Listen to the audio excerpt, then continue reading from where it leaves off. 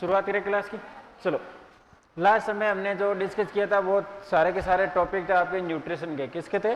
Nutrition के। इसके अंदर हमने essential nutrition, promotion of nutrition, deficiency of nutrition और प्रिवेंशन ऑफ न्यूट्रिशन के बारे में डिस्कस किया था।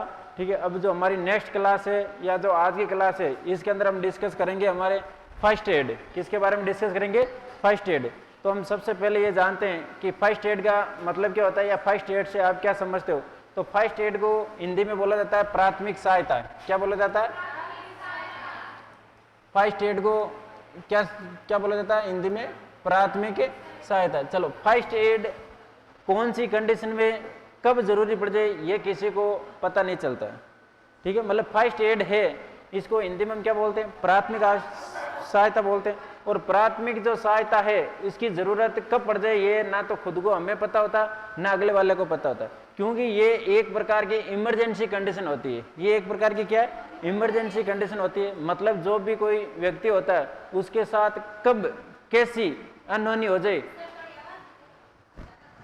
उसके साथ कब कैसी अनहोनी हो जाए,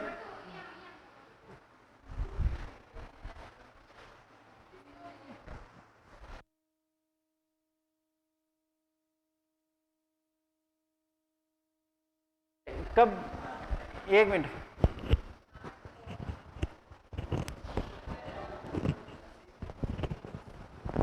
अब सही आ रही?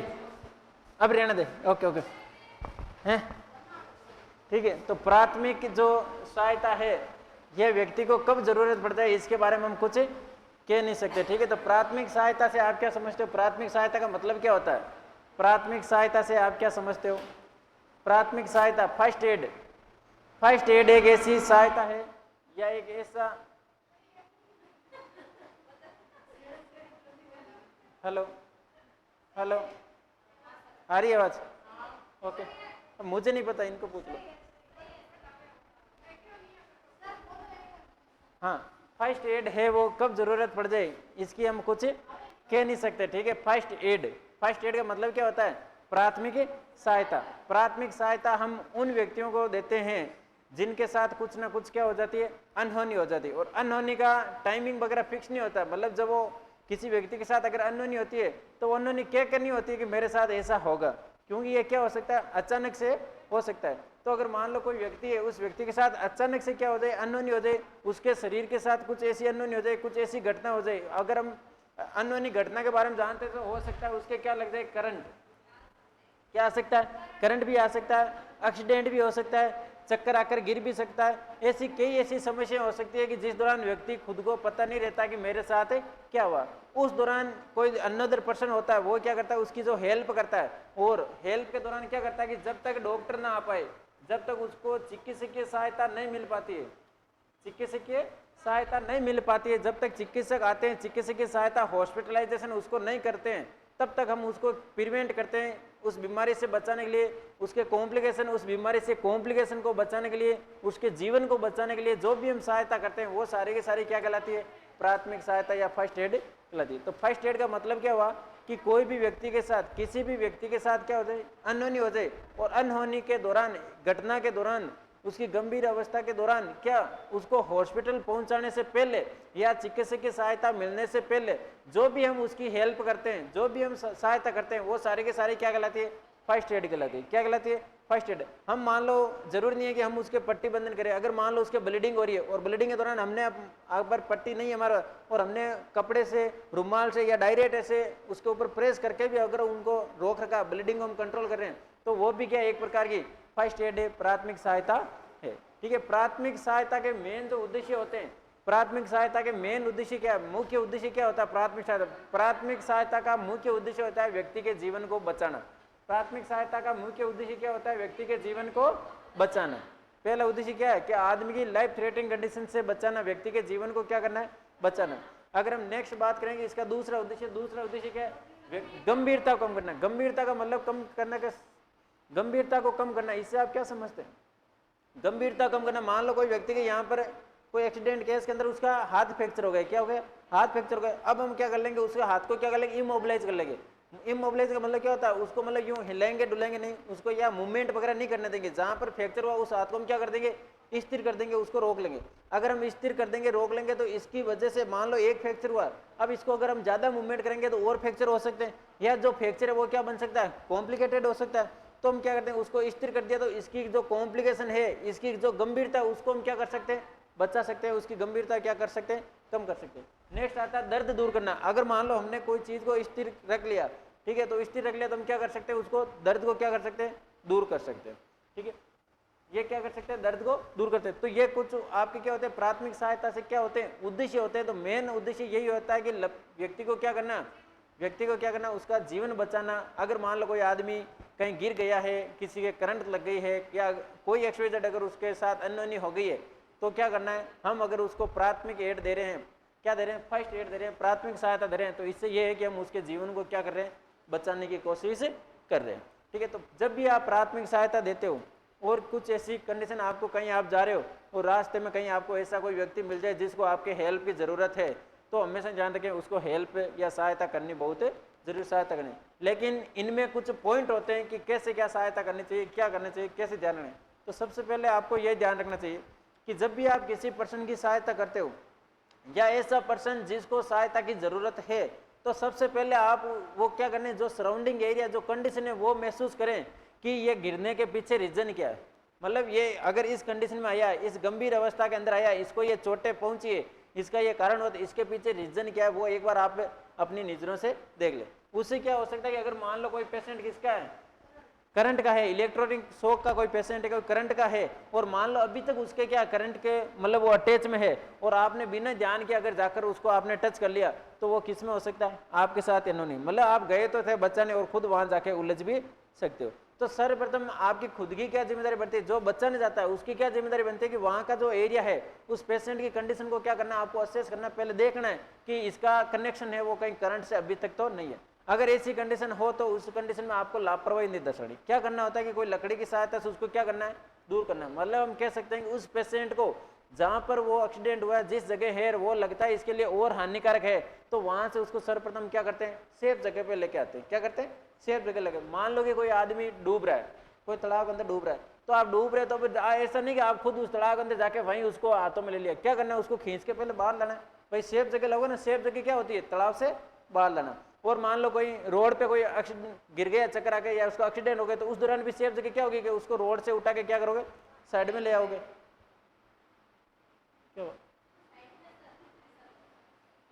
हाँ, क्या करेंगे उस कंडीशन में, हम उसको रोड से उठा के क्या लेंगे, साइड में लेंगे। और अगर मान लो बहुत गंभीर है, आप अकेले हो, और मान लो कि ऐसा भी सिचुएशन हो सकता है, वो पर्सन है अगले वाला हो सकता है आपसे हेल्थी और आप अकेले उसको उठाने के अंदर हेल्प नहीं हो, तो उस दौरान क्या करना होता है कि जो आसपास का एरिया होता है वहां पर क्या कुछ कंकर पत्थर रोककर आपको क्या करना है, साइड में से उन लोग जो वाहन चल रहे हैं उनको क्या करना है, साइड में निकालना होता है। कैसे करके, मतलब अगर उसके साथ कुछ अनहोनी हो गई है तो उस अनहोनी को वहीं तक सीमित रखें, आगे और कॉम्प्लिकेटेड होने नहीं दे, मतलब कैसे करके बचे। दूसरा अगर हम बात करें कि इसमें अंदर गोल्डन पॉइंट की, किसकी बात करें, गोल्डन पॉइंट। गोल्डन पॉइंट का मतलब क्या होता है, गोल्डन पॉइंट मतलब जो सबसे उचित पॉइंट है, जो सबसे खास पॉइंट होते हैं फर्स्ट एड के, तो सबसे खास पॉइंट या उचित पॉइंट वो होते हैं कि अगर आपको कहीं ऐसा व्यक्ति दिख जाए या ऐसा व्यक्ति जिसको आपके हेल्प की जरूरत है, हो सकता है वो कहीं मतलब कोई छत से कहीं गिर गया और उसने कुछ ऐसा पकड़ रखा है कि अब वो वहां से छोड़ते डायरेक्ट गिर जाएगा, हो सकता है ऐसा। तो मतलब ऐसा आपको कहीं पर्सन दिख जाए कि जिसको हेल्प की जरूरत है, तो उस दौरान आपको बिना देरी किए उसके जितना जल्दी हो सके उतना जल्दी क्या करना है, उसके पास में पहुंचना है। मतलब जितना जल्दी हो सके उतना जल्दी उस व्यक्ति के क्या होना चाहिए, पास में पहुंचना चाहिए।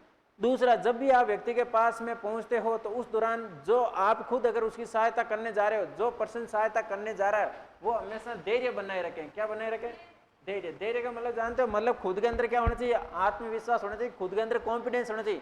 ऐसे नहीं कि आप उसको गए तो बच्चा ने वहां जाके आप खुद रोने लगे हैं, वहां जाके खुद गए, अरे वो काय होगो, अरे वो काय होगो, करंट हो गए, खुद जाके वहां पर रोने लगे, मतलब उसको बचाने की जगह आप खुद हा हल्ला कर रहे हो। तो ऐसी कंडीशन उत्पन्न नहीं करनी। क्या करना, अंदर कॉन्फिडेंस रखना, धैर्य रखना है कि उसको बचाने की कोशिश करना। तीसरा, गोल्डन पॉइंट के अंदर क्या है कि ऐसी स्थिति के अंदर 1 मिनट का भी समय क्या नहीं करें, बर्बाद नहीं करें। अगर जितनी जरूरत हो, जितनी जल्दी जरूरत हो उतनी जल्दी क्या करें, एम्बुलेंस को कॉल करें। और अगर मान लो कोई आसपास का कोई हॉस्पिटल है, कोई अगर जितना नज़दीक हॉस्पिटल है उस हॉस्पिटल तक वहाँ तक उसको व्यक्ति को क्या करें, पहुँचाने की कोशिश करें।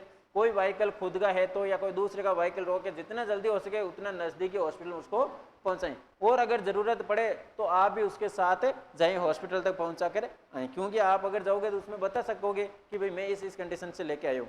अगला तो मतलब कहने का मतलब क्या है, उसके लिए जो वो टाइमिंग है वो सबसे इंपॉर्टेंट माना जाता है। आपको टाइमिंग वेस्ट नहीं करना है कि आपके घर वालों को दो, ये दो, वो दो, कैसे गिरे, क्या हुआ, कौन गिरा के गया, ये सारी चीज़ें उस समय पूछने का नहीं है।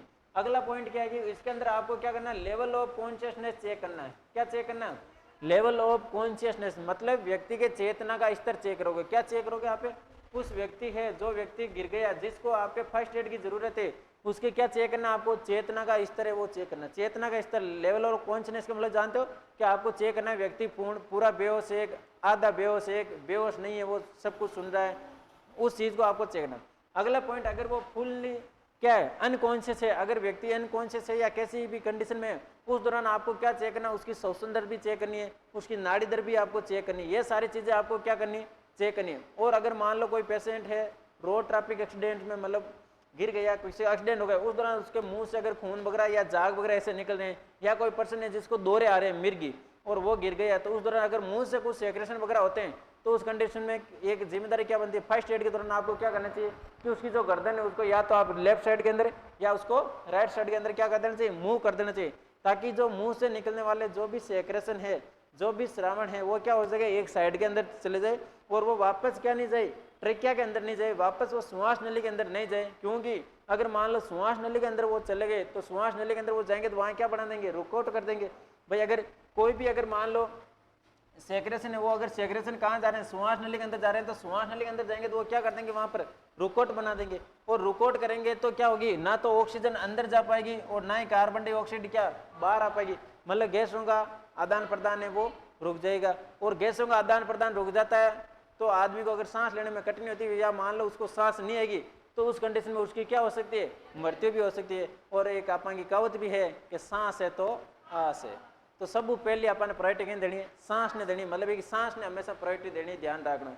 दूसरों अगर कोई फ्रैक्चर को पेशेंट है या फ्रैक्चर कटी लाग हो तो भी भागने अपन कहीं करना चाहिए, इमोबिलाइज करना चाहिए। इमोबिलाइज करने को कहीं फायदा है कि एक तो मैंने इमोबिलाइज करा तो वो एक कॉम्प्लिकेटेड करने, मतलब ज्यादा फ्रैक्चर करने, दूसरों भी एक फ्रैक्चर की वजह भी के शरीर के में और कोई दूसरी बीमारी नहीं हुए, ठीक है। तो एड है केस हुए जगह अपन बोला फर्स्ट एड, तो फर्स्ट एड के मायने अपन की परिभाषा या एक इंट्रोडक्शन कहीं बी के रूप में देखा, ठीक है, उद्देश्य कहीं बी के बारे में देखा, गोल्डन पॉइंट है बैक देखा, वो लास्ट आपने पॉइंट है आवश्यक सामग्री, कहीं है आवश्यक सामग्री। तो फर्स्ट एड के दौरान आवश्यक सामग्री क्या क्या होती है, देखो आप कभी बस में यात्रा करते हैं, ट्रेन में यात्रा करते हैं, कहीं भी अगर यात्रा करते हैं तो वहां पर फर्स्ट एड के बॉक्स लगे होते हैं। क्या लगे होते हैं, फर्स्ट एड के बॉक्स लगे। तो फर्स्ट एड के जो बॉक्स लगे होते हैं, प्राथमिक उपचार, प्राथमिक सहायता के क्या लगे होते हैं, बॉक्स लगे होते हैं। इन बॉक्स के अंदर क्या होती है, कुछ सामग्री होती है, कुछ क्या होती है, सामग्री होती है, कुछ आर्टिकल्स वगैरह होते हैं जो क्या करते हैं, फर्स्ट एड के दौरान क्या होते हैं, काम में लिए जाते हैं। तो इनके अंदर हम देखेंगे कि क्या क्या होता है। तो देखो ज्यादातर जितना बड़ा फर्स्ट एड रहेगा उतने बड़े वहां उसके अंदर आर्टिकल देंगे।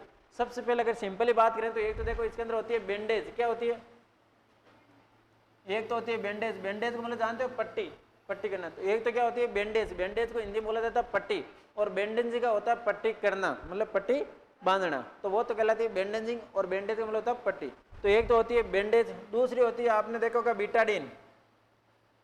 क्या होती है, बीटाडीन, ठीक है। बीटाडीन, बीटाडीन क्या काम आती है, घाव को साफ करने पे और पट्टी करने के। अगली क्या हो सकती है इसके अंदर, कैंची।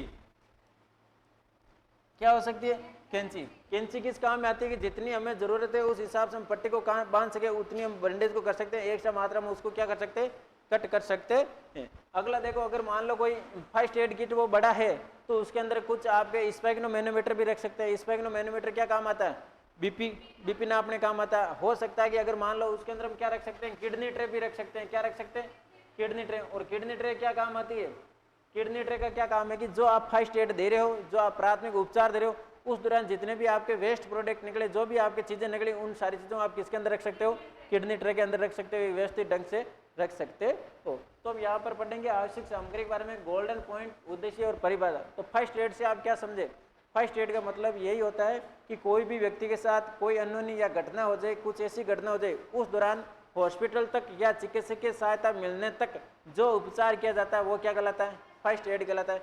फर्स्ट एड ध्यान रखना अस्थायी उपचार है। फर्स्ट एड कौन सा उपचार है, ध्यान रखना है, एक प्रकार का अस्थायी उपचार है। क्या उपचार है, कौन सा उपचार है, अस्थायी उपचार। अस्थायी उपचार का मतलब जानते हैं, मतलब नॉन परमानेंट है। क्या है, नॉन परमानेंट, मतलब एक प्रकार का स्थायी ट्रीटमेंट नहीं है, परमानेंट ट्रीटमेंट नहीं है कि आपने दे दिया ये कंफर्म है। मतलब आप वहां पर ऐसे मत बोल देना कि जो मैंने कर दिया वो 100% बात है, कहीं हॉस्पिटल दिखाने जरूरत है, वहां पर ऐसा कॉन्फिडेंस मत दिखाना।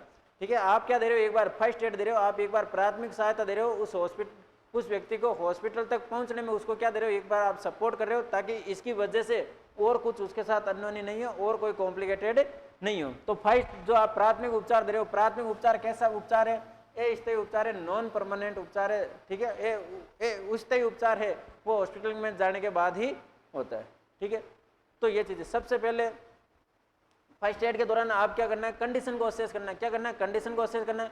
कंडीशन असेस करने के बाद में जो विक्टिम है, जो जिसको फर्स्ट एड की या फर्स्ट एड सहायता की जरूरत है, प्राथमिक सहायता की जरूरत है, उस व्यक्ति को क्या करेंगे हम, जहां पर उसका हुआ है, अगर वो उसके लिए अनसेफ है, अनसेफ का हम लोग जानते हैं, वो एरिया, वो सराउंडिंग एरिया उसके लिए अगर सुरक्षित नहीं है, तो उस एरिया से हम क्या करेंगे, उसको साइड में लाएंगे। जैसे मान लो किसी के घर में आग लगी और वो आग के कारण वो झुलस रहा है, तो ऐसा नहीं कि आप वहीं जाके उसको फर्स्ट एड दे रहे हो, उसको क्या करेंगे हम, उस एरिया से साइड में लेके आएंगे। तो क्या करना है, दूसरे पॉइंट में क्या आता है, उसको अनसेफ पॉइंट से कहाँ पे लेके आते हैं, सेफ पॉइंट पे लेके आते हैं। तीसरा एरिया के अंदर यह होता है कि अगर मान लो ऐसा पर्सन है जिसमें आपको और भी लोगों की सहायता की जरूरत है, तो उस कंडीशन में आप क्या कर सकते हो, कॉल फॉर हेल्प। क्या कर सकते हो, call for help. Call for help का मतलब होता है चिल्लाना, मतलब आपको क्या करना है, आओ आओ इसको बचाना है, ऐसे बोलते हैं ना।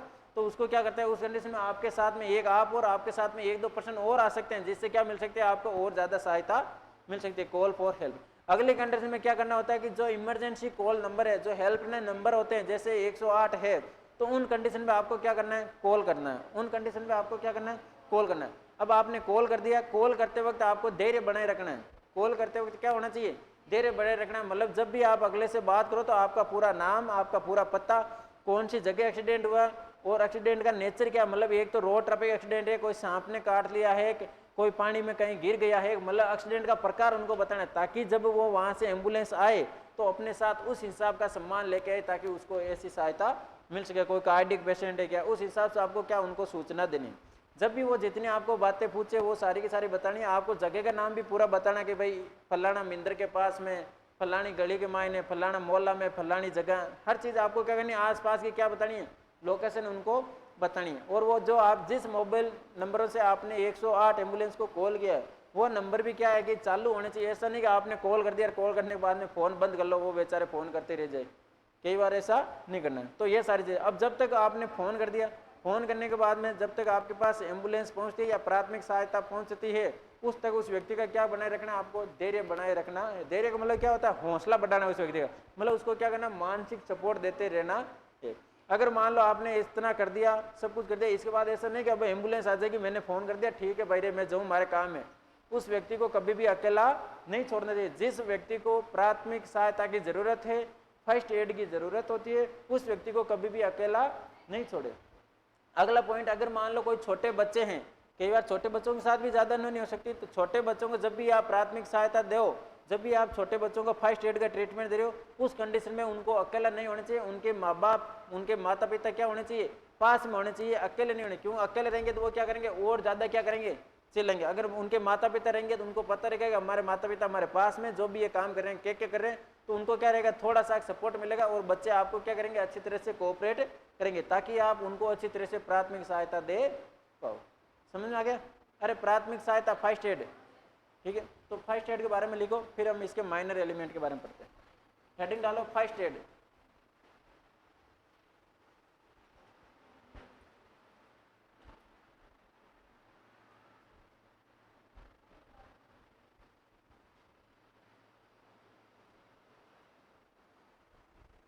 लिखो प्राथमिक सहायता, हाँ फर्स्ट एड हिंदी में बोलते हैं इसको प्राथमिक सहायता, ध्यान रखना।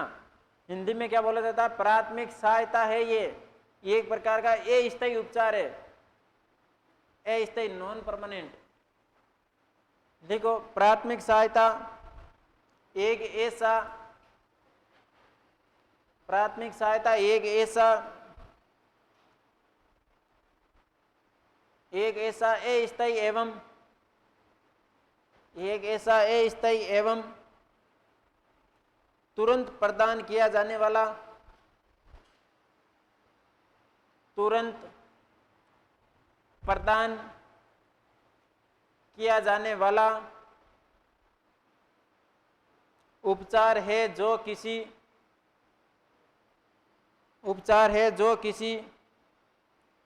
चोटग्रस्त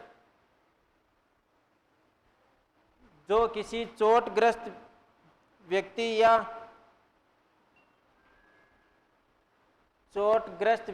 या आकस्मिक बीमारी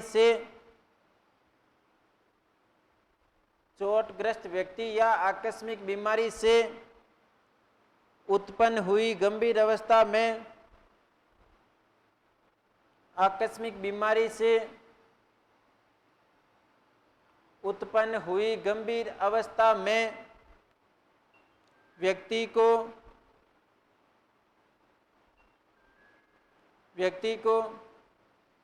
चिकित्सकीय सहायता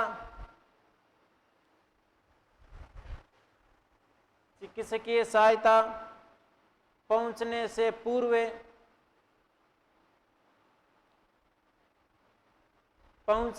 पूर्व प्रदान किया जाता है।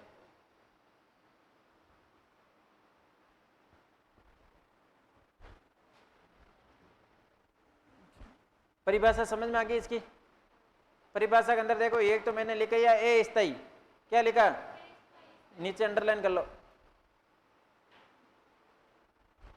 इसके अंदर सबसे इंपॉर्टेंट पॉइंट है अस्थायी, कि ये जो प्राथमिक जो सहायता है, फर्स्ट एड है, वो एक प्रकार का कौन सा उपचार है, अस्थायी नॉन परमानेंट उपचार है। ठीक है, नॉन परमानेंट उपचार है, जो क्या करते हैं, किसी व्यक्ति के अगर क्या लग गई, चोट लग गई हो या कोई बीमारी की वजह से भी क्या हो गया, बीमारी के अंदर मानते हैं तो कोई कार्डियक अरेस्ट वगैरह आ गया हो, ठीक है, तो कोई बीमारी की वजह से वो क्या हो गया हो, प्राथमिक सहायता का शिकार हो गया। और जब आप उसको प्राथमिक सहायता देते हैं तो प्राथमिक सहायता वहीं तक कहलाती है कि जब तक आपके पास डॉक्टर या कोई चिकित्सकीय सहायता नहीं पहुंच पाई, या आप उसको हॉस्पिटल तक ले जा रहे हो, तो बीच के दौरान, उस हॉस्पिटल पीरियड के दौरान जो भी आप सहायता करते हैं वो सारी की सारी क्या कहलाती है, फर्स्ट एड कहलाती है।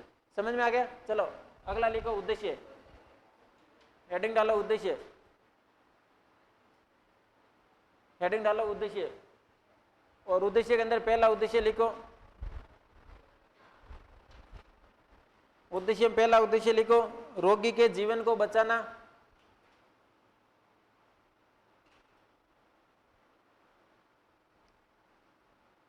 दूसरा लिखो, गंभीरता को कम करना, गंभीरता को कम करना, लिख लिया, गंभीरता को कम करना। अस्थायी आराम प्रदान करना, तीसरा पॉइंट, अस्थायी आराम प्रदान करना।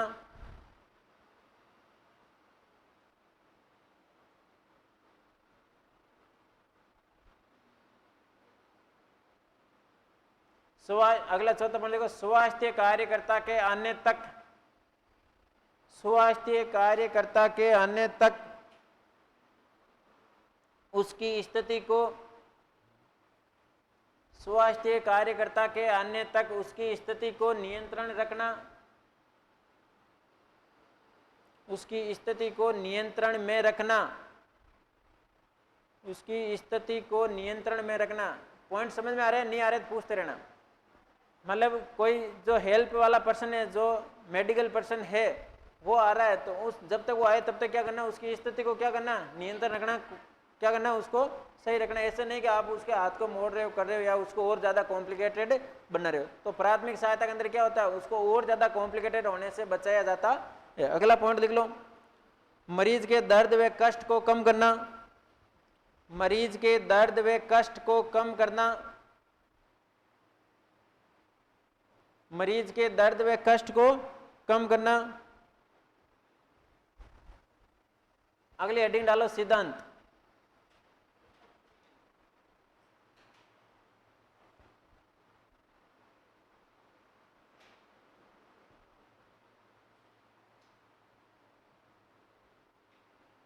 और सिद्धांत में लिखो,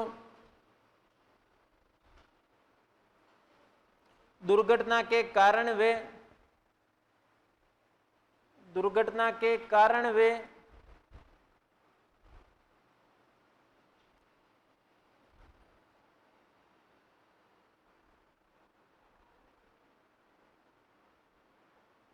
दुर्घटना के कारण वे खतरे वाले स्थान से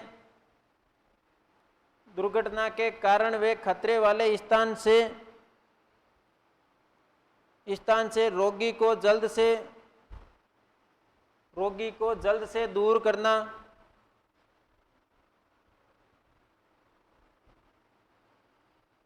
दुर्घटना के कारण वे खतरे वाले स्थान से रोगी को क्या करना, दूर करना। अगला लिखो, समय को नष्ट ना करते हुए रोगी की सहायता करना। दूसरा पॉइंट, समय को नष्ट ना करते हुए रोगी की सहायता करना, मतलब आपको टाइम को क्या मान के चलना है, इंपॉर्टेंट देना है टाइम, ठीक है। टाइम की प्राथमिकता देखते हुए रोगी की क्या करनी है, सहायता करनी है। ऐसे नहीं कि आप वहां जाके उससे बातें करने लग जाओ। अगला लिखो, रक्तस्राव को रोकना, टू स्टॉप ब्लीडिंग, रक्तस्राव को क्या करना है, रोकना। अगला लिखो, रेस्पिरेशन को सामान्य बनाए रखना।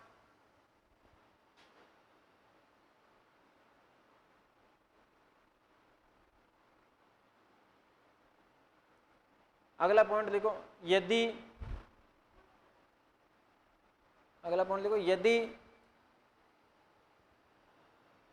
यदि रोगी में फ्रैक्चर की संभावना हो तो यदि रोगी में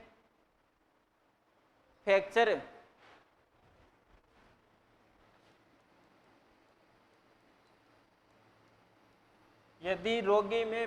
की संभावना हो तो, फ्रैक्चर का मतलब जानते हैं ना, अस्थि भंग। फ्रैक्चर को हिंदी में क्या बोलते हैं,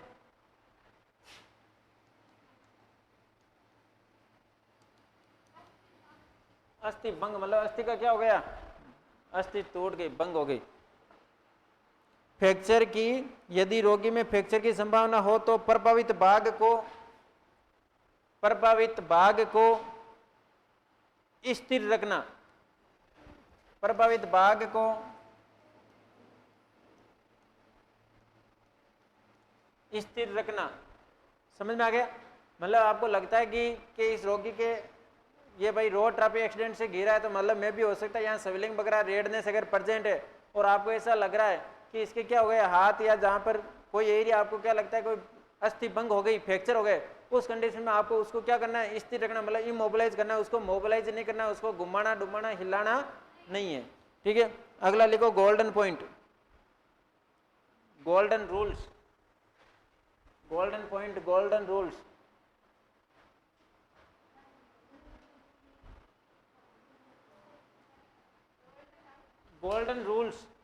गोल्डन रूल्स नियम, पॉइंट, ठीक है। गोल्डन मतलब सुनहरे नियम जो सबसे इंपॉर्टेंट है, ठीक है। तो आप तो सबसे इंपॉर्टेंट क्या होगा, पहला यही कि क्या करना है, जितना जल्दी हो सके उतना जल्दी रोगी के पास पहुंचना है। तो एक लाइन में लिखो, जल्दी से रोगी के पास पहुंचना,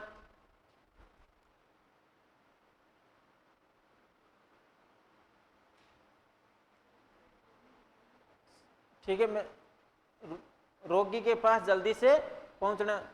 दूसरा पॉइंट लिखो, धैर्य बनाए रखना। अब धैर्य किसको बनाए रखना है, कि जो पास में जा रहा है ना, जो प्राथमिक सहायता देगा, जिसको प्राथमिक सहायता की जरूरत है उसको तो आप साइकोलॉजिकल सपोर्ट देना, लेकिन जो प्राथमिक सहायता देने जा रहा है, जो उसके साथ हेल्प कर रहा है, उस पर्सन को भी क्या बनाए रखना है, धैर्य बनाए रखना है। तो अगला पॉइंट लिख लो, धैर्य बनाए रखना। अगला तीसरा पॉइंट लिखो, भीड़ को कम करना, भीड़ को कम करना।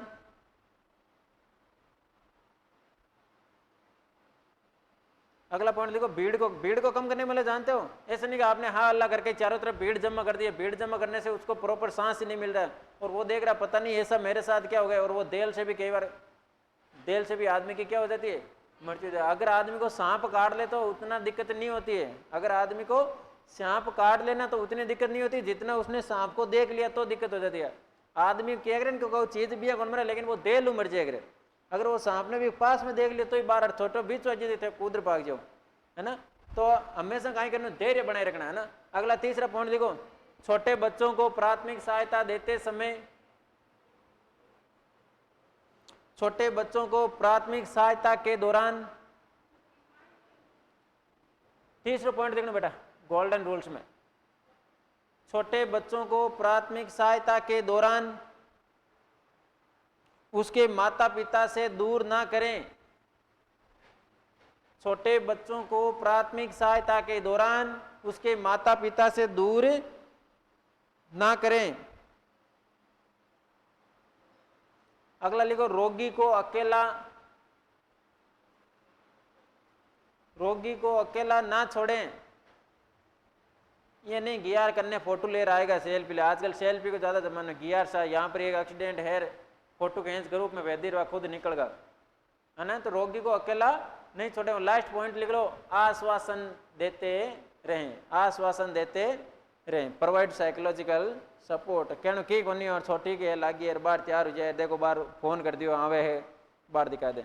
आश्वासन देते रहें, आपके साइकोलॉजिकल सपोर्ट से वो आदमी खुद में अपने आप में हिम्मत नहीं हारेगा, हिम्मत रखेगा। ठीक है, अब लिखो हेडिंग डालो आवश्यक सामग्री। अब देखो आवश्यक सामग्री में क्या करना है, आवश्यक सामग्री हेडिंग डालो, एक साइड में तो आपको सामग्री का नाम लिखेंगे और एक साइड में उसी सामग्री के क्या लिखेंगे, कार्य। तो नाम वाली तो जगह छोटी होनी चाहिए, कार्य वाली जगह पूरा पेज खाली हो जाएगी, क्योंकि कार्य एक एक लाइन में कार्य लिखे। पॉइंट समझ में आ गया क्या? जैसे मान लो कैंची है तो कैंची का क्या काम है, किडनी ट्रे है तो किडनी ट्रे का क्या काम है, बैंडेज है तो बैंडेज का क्या काम है।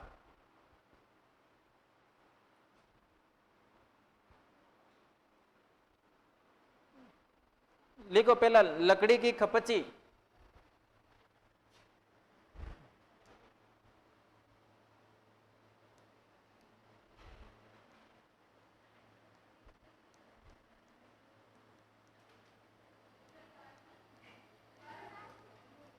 पहला लिखो लकड़ी की खपची।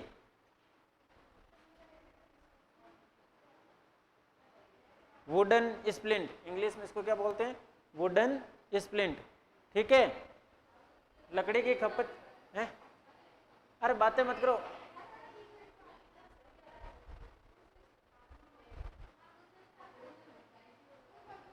अरे लकड़ी की खपची, चलो लकड़ी की खपची और इसके कार्य लिखो। लकड़ी की खपची के क्या जानते हो, लकड़ी की खपची के बारे में आप क्या जानते हो सीता, लकड़ी की खपची के बारे में क्या जानते हो? लकड़ी की खपची का मतलब होता है कोई लकड़ी को छोटी मोटी लकड़ी होनी जबकि कैसे मान लो टुकाई को फ्रैक्चर हो गया तो उस तरह उसको क्या कर सकते हैं हम, स्थिर कर सकते। भाई हाथों आप कितनी देर सपोर्ट रखा तो भाई लकड़ी में आप कहीं करते हैं पार्टी करते हैं वो कहीं मोबिलाइज कौन है। तो लकड़ी की खपची और अभी कार्य आगे लिखो, कार्य में लिखो